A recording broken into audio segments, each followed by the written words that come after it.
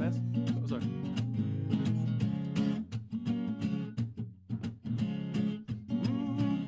So, some say it's good and some say it's bad. Some say it's the greatest gift I ever had. I'll learn respect and I will learn responsibility. Cause I'm tossing, I'm turning, ain't saw no logs. Cause at night I cannot close my eyes. And slowly I'm churning the eggs and the nogs and hope that someone will bring my surprise. Cause I know I gotta give me one. Please, mama, won't you give me one? Whoa, daddy, won't you give me one? A red rider, a BB gun. One red rider, a BB gun. Hey, what's up? It's time for story time with Racial Brother.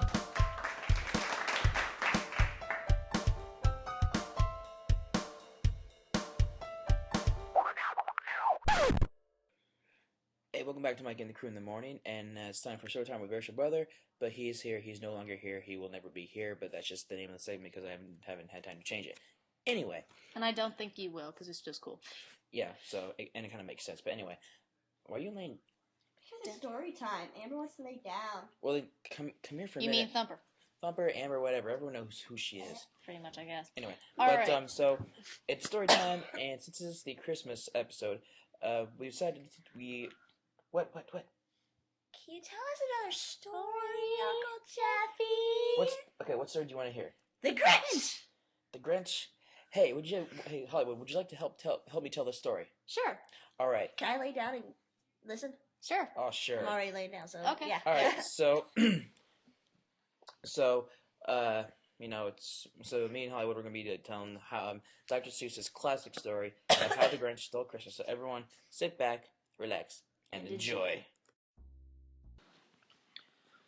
Every Who down in Whoville liked Christmas a lot.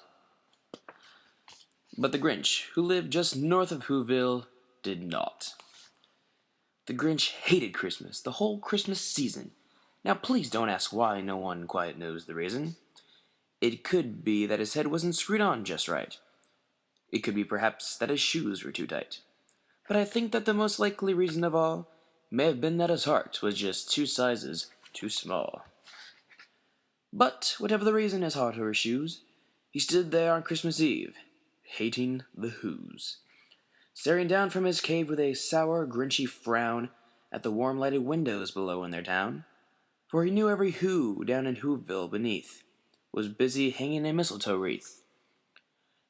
And they're hanging their stockings, he snarled with a sneer. Tomorrow is Christmas. It's practically here.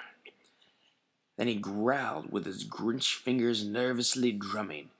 I must find a way to stop Christmas from coming. For tomorrow he knew. All the Who girls and boys would wake bright and early. They'd rush for their toys. And then, oh the noise, noise. That's one thing I hate. All the noise. Then the Who's young and old will sit down to a feast, and they'll feast, and they'll feast, and they'll feast. They'll feast on Who pudding, rare Who roast beast, which was something the Grinch could not stand in the least. And then they'll do something he liked least of all. Every Who down in Whoville, the tall and the small, would stand close together, with the Christmas bells ringing, and they'd stand hand in hand. All the Whos would start singing, and they'd sing, and they'd sing, and they'd sing. And the more the Grinch thought of this Who Christmas sing, the more the Grinch thought, I must stop this whole thing. Why, for 30 years I've put up with this now. I must stop this Christmas from coming. But how? Then he got an idea. An awful idea. The Grinch got a wonderful, awful idea. I know just what to do. The Grinch laughed in his throat, and he made a quick Santa Claus hat and a coat, and he chuckled and clucked. What a great Grinchy trick! With this coat and this hat, I'll look just like Saint Nick. All I need is a reindeer. The Grinch looked around, but since reindeer are scarce, there were none to be found. Did that stop the old Grinch? No, the Grinch simply said. If I can't find a reindeer, I'll make one instead. So he called his dog Max, And he took some red thread, and he tied a big horn on the top of his head. Then he loaded some bags and some old empty sacks on a ramshackle sleigh, and he hitched up old Max. Then the Grinch said, "Giddy up!" And the sleigh started down towards the homes where the Who's lay a snooze in their town. All the windows were dark, quiet snow filled the air. All the Who's were all dreaming sweet dreams without care. When he came to the first little house on the square. "This is stop number 1," the old Grinchy Claus hissed, and he climbed to the roof, empty bags in his fist. Then he slid down the chimney, a rather tight pinch. But if Santa could do it, then so could the Grinch. He got stuck only once, for a moment or two, and then he stuck his head out of the fireplace flue. With the little Who stockings all hung in a row. "These stockings," he grinned, "are the first things to go." He slithered and slunk, with a smile most unpleasant, around the whole room, and he took every present. Popguns and bicycles, roller skates, drums, checkerboards, tricycles, popcorn and plums. And he stuffed them in bags, the Grinch very nimbly, stuffed all the bags up one by one up the chimney. Then he slunk to the icebox. He took the Who's feast. He took the Who pudding. He took the roast beast. He cleaned out that icebox as quick as a flash, while the Grinch even took the last can of Who hash. And then he stuffed all the food up the chimney with glee. "And now," grinned the Grinch, "I'll stuff up the tree." The Grinch grabbed the tree and he started to shove, and then he heard a small sound like the coo of a dove. He turned around fast, and he saw a small Who, little Cindy Lou who was no more than 2. The Grinch had been caught by this tiny Who daughter, who'd gotten out of bed for a cup of cold water.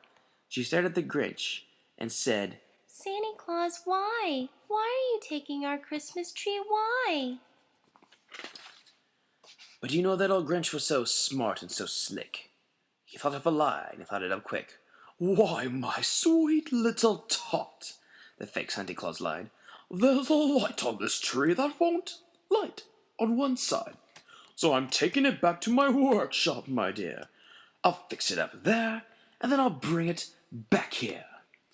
And his fib fooled the child, and he patted her head, and he got her a drink, and he sent her to bed.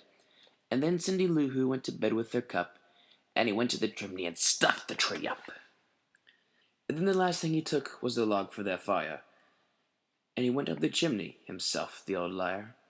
On the walls he left nothing but some hooks and some wire. And one speck of food that he left in the house was a crumb that was even too small for a mouse. Then he did the same thing to the other Who's houses, leaving crumbs much too small for the other Who's mouses. It was 1/4 past dawn, all the Who's still abed, all the Who's still a snooze, when he packed up his sled, packed it up with the presents, the ribbons, the wrappings, the tags and the tinsels, the trimmings and trappings. 3,000 feet up the side of Mount Crumpet, where he rode to the tip-top to dump it. "Pooh-pooh to the Who's," he was grinchiously humming. "They're finding out now that no Christmas is coming. They're just waking up. I know just what they'll do. The mouth will hang open for a minute or two. Then all the Who's down in Whoville will cry, 'Boo-hoo!'" "That's a noise," grinned the Grinch, "I simply must hear." So he paused, and the Grinch put his hand to his ear. And he did hear a sound rising over the snow. It started in low, and then it started to grow. But the sound wasn't sad. Why, the sound sounded merry. It couldn't be so. But it was merry, very. He stared down at Whoville. The Grinch popped his eyes. Then he shook. What he saw was a shocking surprise. Every Who down in Whoville, the tall and the small, was singing without presents, any presents at all. He hadn't stopped Christmas from coming. It came. Somehow or another, it came just the same. And the Grinch, with his Grinch feet ice cold in the snow, stood puzzling and puzzling. How could it be so? It came without ribbons. It came without tags. It came without packages, boxes of bags. And he puzzled for 3 hours till his puzzler was sore. And then the Grinch thought of something he hadn't before. Maybe Christmas, he thought, doesn't come from a store. Maybe Christmas, perhaps, means a little bit more. And what happened then? Well, in Whoville, they say, that the Grinch's small heart grew 3 sizes that day. And the minute his heart didn't feel quite so tight, he whizzed with his load through the bright morning light, and he brought back the toys, and the food for the feast, and he himself, the Grinch, carved the roast beast. And we all hope you enjoyed our story. Yeah, that was really fun for us to tell, and it was actually kind of fun being Cindy Lou. And me as the Grinch. Thumper, wake up. Merry Christmas! Not. No, it's after It's Christmas. over. It's after Christmas. But I like the story. Yeah. In case y'all didn't know what that was, when Universal did their version of How the Grinch Stole Christmas, there was always a character that woke up, and like she was always the sleepy one, so she'd wake up and go, Merry Christmas! And they would be like, not yet! But we all enjoy the story, so we think you should get one of these. Yes. No, we don't need the dashboard though. Board? Ow. Really? Exactly. She just bit me. Sisters before blisters. Tastes like chicken. Okay, I'm scared of you now. Alright, well. No way. She bit you twice. I only bit you once. Okay, well, moving on. Well, she's bit me more than twice, but anyway. Moving on. Well, we'll not talk about that, but anyway. Well, we kind of just did, so whatever. Unless you actually want to get decked, I suggest you move on.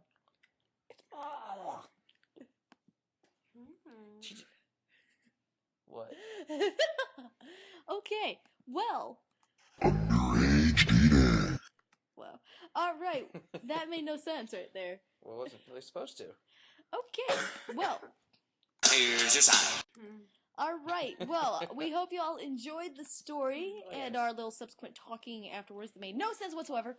So I guess we're going to go into a break, and then we will bring back everybody's favorite, the minute of comedy that is Christmas-ified. Alright, well, here's the outro, and then here's a break, then here comes the minute of comedy. We'll be back. Hey, check it out. That was Storytime with the Rich Show Brother. Hope you enjoyed it.